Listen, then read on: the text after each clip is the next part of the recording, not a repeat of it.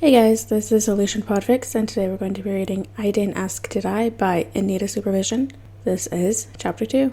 Friday, make an order at Bill's, the usual, and tell them I want it delivered by Mr. Parker. Of course, sir. His eyes fly over the holographic of his newly planned particle accelerator, scanning over the faulty storage ring. Leaning against the table behind him, Tony crosses his arms over his chest before reaching out and turning the image sideways. His hand goes for his coffee cup. Mr. Parker is not available to do deliveries, sir. Why? 'Cause he's 14? They can send him on bike then. Mr. Parker isn't working at Bill's anymore, sir. Tony raises an eyebrow, turning away from his new toy. He quit? Because of me? I don't know if that's flattering or insulting. He got fired, sir. Now that grabs his attention. With a flick of his wrist, the holographic image shrinks down, and he walks toward his coffee machine, setting up a new pot. Call Bill and get me Dave on the line fry. Of course, sir. After 4 rings, Dave's voice echoes through the speakers. Bill's Diner. What can I do for you today? Dave, it's me, Tony. Mr. Stark? The one and only. Tony answers and stares at his coffee machine as if that would speed up the brewing process. What can I do for you, Mr. Stark? Asks Dave, his voice unsure. Tony decides to go straight to business. You fired your employee. There is a short silence on the other end of the line. Yes, I did fire Mr. Parker. You'll not have to meet him again. I want to apologize for the incident last night. We'll take greater care of who we hire from now on. Didn't you say the kid was unusually polite? Tony pushes Dummy away, who is about to pour a gallon of sugar in his coffee. Peter is polite and a sweet kid. I'm still unsure what came over him last night. The customers love him for how kind and nice he is. But you still fired him, deadpans Tony. Dave sighs. I cannot let something like last night go without some consequences, Mr. Stark. The other employees will start acting out of line if they think I'm a pushover. We wouldn't want that, would we? Asks Tony and promptly ends the call. Friday, where does Peter Parker work now? Sir, I must inform you that your interest in an underage high schooler could be classified as worrisome by the general public. Tony raises an eyebrow. Are you calling me a child predator?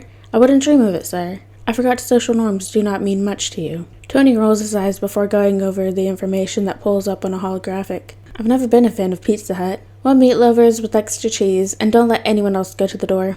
Tony puts the coffee on his lips, taking a large gulp, only to spit it right back into the cup. When did you do this? He scolds the happily buzzing bot, whose claws try to affectionately nuzzle against his hip. You sneaky little... Why haven't I upgraded you to a clothing rag, huh? I'd be better off having you immobile and in one piece than trying to assassinate me on a daily basis. With a frown, Tony watches the coffee run down the drain. He sends the glare Dummy's way as he opens the faucet to let the water run. After rinsing his mouth, he goes back to work on his project, although coffeeless. Sir, your order is on the way up in the elevator. He glances up from where he leans on his workbench, pulling up the safety goggles. Already? Color me impressed, that's 20 points for Pizza Hut. After cleaning his hands, Tony makes his way up to the penthouse, eyes focused on the elevator. The elevator doors push open, revealing the sight of a top-to-bottom water-dripping delivery boy. Tony raises an eyebrow at the growing puddle forming under worn-out sneakers.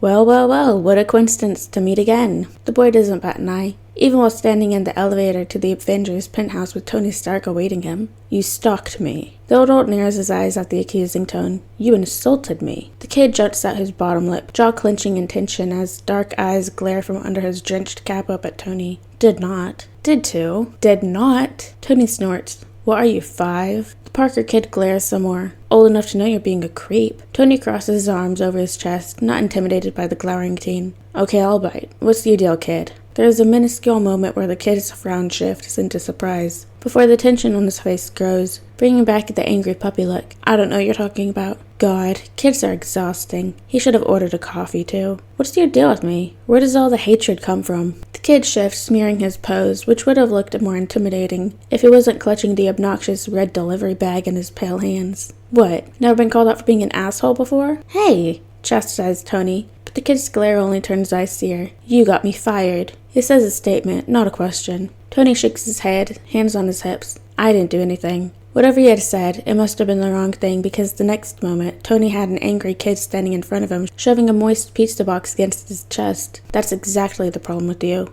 mutters the kid under his breath, before turning and stomping towards the elevator. He rapidly pushes the button to close the door. As the doors begin to close, the teen seems to relax it a little. His brown eyes find Tony's. For your information, I dropped your pizza on the way here. Twice. Tony's eyes narrow. He's calling a bluff, but when he opens the box, The sad truth in the form of a soggy and messed up pizza greets his eyes. God, this is a crime scene, comments the man before snapping his head back. Friday, bring the kid back up. We aren't done talking yet. Mr. Parker has already left the building, sir, answers the AI. Tony ignores how Friday sounds almost relieved, too focused on the murder of a perfectly innocent pizza. When he looks back up, there's a spark of determination gleaming in his eyes. Alright, Mr. Parker, this means war. Alright guys, and that is the end of chapter 2 of I Didn't Ask, Did I? By It Needed Supervision. Hope you guys liked it, and I'll see you next chapter.